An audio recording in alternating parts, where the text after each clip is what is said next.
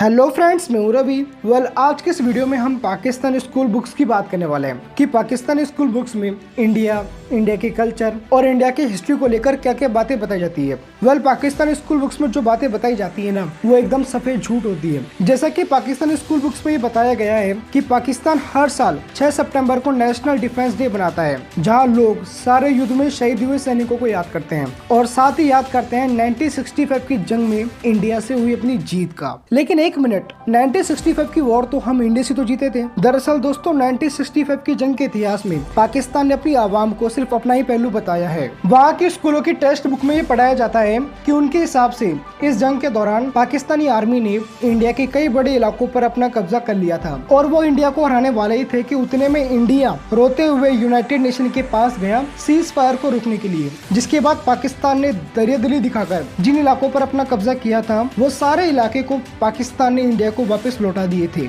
और दोस्तों, ये सारी चीजें पाकिस्तान स्कूल बुक्स में 5th स्टैंडर्ड की बुक में पढ़ाई जाती है, जिसे पढ़कर वो ये बोलते हैं कि 1965 की जंग में इंडिया की हार और पाकिस्तान की जीत हुई थी। लेकिन इसी को गलत साबित करते हुए पाकिस्तान के सबसे बड़े न्यूज़पेपर द डॉन ने बताया कि जो भी बातें बताई गई है वो एकदम झूठी है। 1965 की जंग की जो तस्वीरी किताबें रंगती है ना, वो भी एकदम झूठी है। यहाँ तक कि उस जंग में शामिल एयर मार्शल अजगर खान, जिन्हें फादर ऑफ पाकिस्तानी एयरफोर्स कहा जाता है, उन्होंने भी ये कहा था कि 1965 की जंग की शुरुआत इंडिया ने नहीं की थी और उस जंग में पाकिस्तान की हार और इंडिया की जीत हुई थी।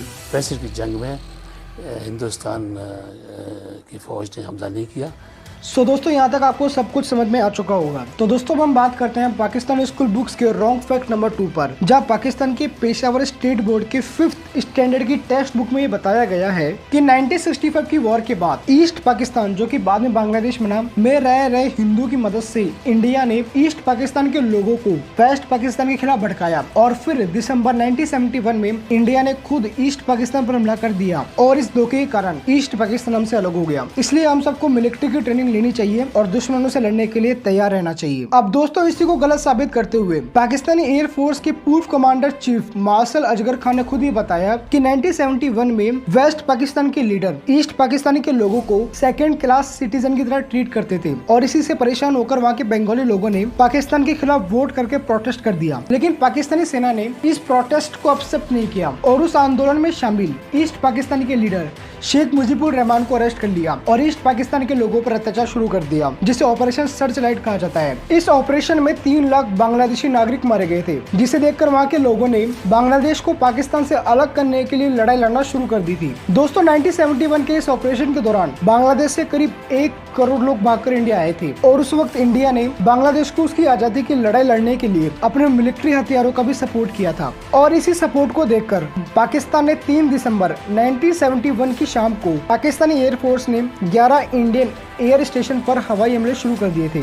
जिसके बाद इंडिया, जो कि अभी तक इंटरनेशनल लेवल पर बांग्लादेश के लिए आवाज उठा रहा था, उसने भी हथियार उठा लिए और यहीं से शुरुआत होती है 1971 के वॉर की, जो कि महज 13 दिन चली, जिसमें पाकिस्तान की करारी हार हुई और बांग्लादेश को पाकिस्तान से आजादी मिली। अब दोस्तों, इंडिया और पाकिस्तान के इतिहास के बारे में इन किताबों में लिखी गई झूठ की लिस्ट यहीं तक खत्म नहीं होती। ये किताबें एक और बड़ा झूठ है ना, वो कहती है, और वो है हिंदू और मुसलमानों के बीच की नफरत के बारे में। दोस्तों, पाकिस्तान की 11वीं और 12वीं जमात के बच्चों की बुकों में ये पढ़ाया जाता है कि इंसानियत दुश्मन हिंदू और सिखों ने हजारों बल्कि लाखों औरतों, बच्चों और जवानों की इंतहाई बेदर्दी और संगदिली से कत्ल कर दिया और बेआबरूब कर दिया। मतलब इनकी नजर में पहले बना हुआ है कि हिंदू जो सिख होते हैं ना, वो इंसानियत के दुश्मन होते हैं। और दोस्तों, अगर इंसानियत के दुश्मनों की बात की जा रही है तो आज के टाइम में न्यूक्लियर मिसाइल को इंसानियत का सबसे बड़ा दुश्मन बोला जा सकता है, क्योंकि एक परमाणु मिसाइल पूरे शहर को तबाह कर सकता है। इसके साथ हम आतंकवाद को भी इंसानियत का दुश्मन बोल सकते हैं। लेकिन पाकिस्तान की 11वीं और 12वीं जमात के बच्चों की बुकों में इंसानियत का दुश्मन हिंदू और सिखों को बताया गया है। मतलब कि एक साइड की ही बात की जा रही है, जिससे लोगों के जहन में ये बात बैठ जाए कि हिंदू धर्म के लोग हमेशा दंगा फसाद करते हैं और नफरत फैलाते हैं। अब दोस्तों, ये झूठ यहीं तक खत्म नहीं होता। मौसादी लून की किताब, जो कि पाकिस्तान में 8वीं जमात के बच्चों को पढ़ाई जाती है, उसमें ये बताया गया है कि मायूसी और बदले के इस दौर में मुसलमानों ने हिंदुओं की सियासती तौर पर साथ दिया। मकसद ये था कि किसी न किसी तरह अंग्रेजों की गुलामी से मुक्ति मिले। लेकिन हस्बे आदत हिंदुओं ने मुसलमानों के साथ हर जगह धोखा दिया। दोस्तों, धोखा तो कोई भी कर सकता है, फिर चाहे वो हिंदू मुसलमान हो या फिर सिख ईसाई हूँ। अगर ये लोग लिखना ही चाह रहे थे तो वो ये भी लिख सकते थे कि इस पॉलिटिकल पार्टी ने दूसरे जमात के लोगों के साथ धोखा किया। अब दोस्तों इन सबको तो देखकर बड़ा सवाल तो ये आता है कि आखिर क्यों पाकिस्तानी स्कूल बुक्स में इतना ज्यादा झूठ फैलाया जा रहा है, क्यों अभी तक इसको लेकर कोई ऑब्जेक्शन नहीं किया गया। वेल आपकी जानकारी के लिए बता दूं कि इसको लेकर साल 2016 में SDPI सस्टेनेबल डेवलपमेंट पॉलिसी ने पाकिस्तानी टेक्स्ट बुक कंट्रोवर्सी को लाइमलाइट में लाया। उनके हिसाब से सन 1970 से पाकिस्तानी टेक्स्ट बुक को बहुत ही सिस्टमेटिकली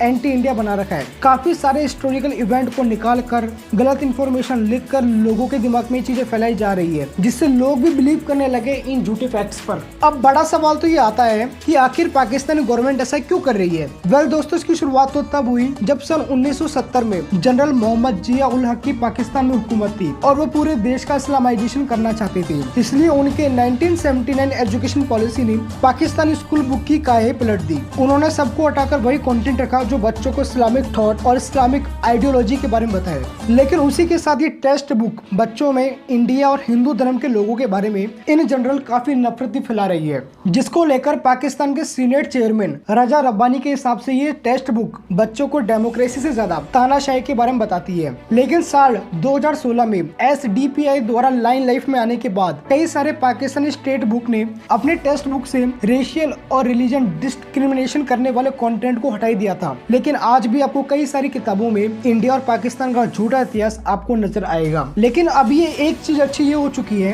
कि अब दोनों देशों के लोग सोशल मीडिया पे कनेक्ट हो पा रहे हैं, जिससे दोनों देशों के लोग एक दूसरे को जान रहे हैं, पहचान रहे हैं, जिस वजह से आज के पाकिस्तान की यंग जनरेशन की सोच इंडिया के प्रति थोड़ी बदल चुकी है। लेकिन आज के सोशल मीडिया के जमाने में भी कई पॉलिटिशियन लोगों को गुमराह कर रहे हैं, जिस वजह से आज भी दोनों देशों के बीच नफरत कायम है। तो दोस्तों आपको क्या लगता है, क्या ये नफरत दोनों देशों के बीच कभी खत्म हो पाएगी? वेल इसको लेकर आपकी जो भी राय हो हमें कमेंट सेक्शन में जरूर बताएं। और अगर आपको वीडियो पसंद आई हो तो वीडियो को लाइक करें, चैनल पे नए हो तो सब्सक्राइब करो ताकि ऐसी और भी वीडियोस को आप बिल्कुल मिस ना कर सको। तो मिलते हैं अगली वीडियो में, तब तक आप लोगों का बहुत बहुत शुक्रिया।